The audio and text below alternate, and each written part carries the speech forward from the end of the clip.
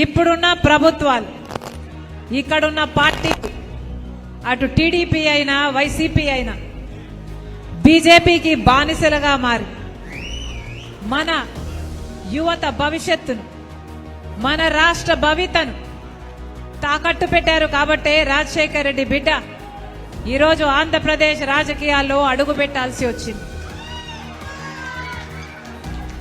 తెలంగాణ నాకు మెట్టినిల్లైతే ఆంధ్రప్రదేశ్ నా పుట్టినిల్లు.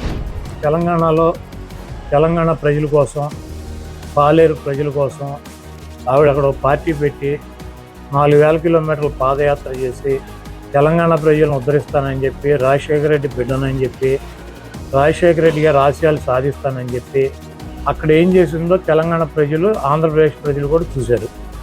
అక్కడ ఆవిడకి 0% ఓటింగో లేదా 1% ఓటింగ్ ఉండేది. ఆ పార్టీ ఇంకొక జీరో ఓటింగ్ ఉన్నటువంటి పార్టీలు విలీనం చేసి ఇక్కడికి వచ్చి ఆవిడ మళ్ళీ ఇక్కడ కూడా సేమ్ డైలాగులు, ఆంధ్రప్రదేశ్ కోసమే పుట్టాను, ఆంధ్రప్రదేశ్ పుట్టాను నా సొంత వాళ్ళు అనుకొని 3800 కిలోమీటర్ల పాదయాత్ర చేశాను. నా బిడ్డలను, నా ఇంటిని పక్కన పెట్టి వైసీపీ పార్టీని ఒకప్పుడు నా భుజస్కంధాల మీద వేసుకొని నిలబెట్టాను.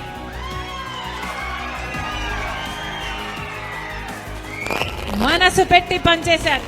నా రక్తం ధారపోశాను, నా చెమట ధారపోశాను. ఆవిడ పార్టీ కోసం కష్టపడ్డాను, పార్టీ కోసం ఇది చేశాను, అది చేశానని చెప్తాను.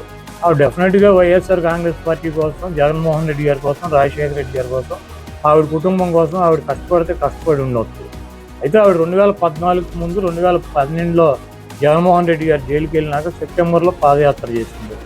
ఆవిడ 4000 కిలోమీటర్లు నడిచాను ఉంటుంది. అప్పుడు వైసీపీ అధికారంలో వచ్చింది. ఆవిడ నడిచినప్పుడు 2014 నుంచి 2019 దాకా ఎలక్షన్ జరిగినటువంటి 20 రోజులు తప్పించి ఆవిడ ఎక్కడన్నా వైఎస్ఆర్ ఆంధ్ర రాష్ట్ర ప్రజలకు ప్రత్యేక హోదా రావాలని, పోలవరం ప్రాజెక్టు రావాలని, బిడ్డలకు ఉద్యోగాలు రావాలని, ఈ ప్రజలకు మేలు జరగాలని ఈరోజు రాజశేఖర్ రెడ్డి బిడ్డ ఆంధ్రప్రదేశ్ రాజకీయాల్లోకి అడుగుతుంది.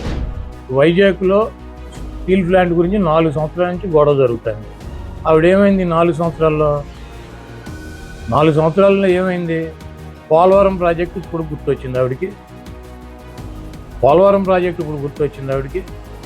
ఇవన్నీ కూడా రాజకీయంగా ఏదో రకంగా ఒక పదవిలోకి రావాలని చెప్పి కాంగ్రెస్ పార్టీ ప్రాపకం కోసం జగన్మోహన్ రెడ్డి గారి మీద నిందలేస్తూ తిరుగుతుంది.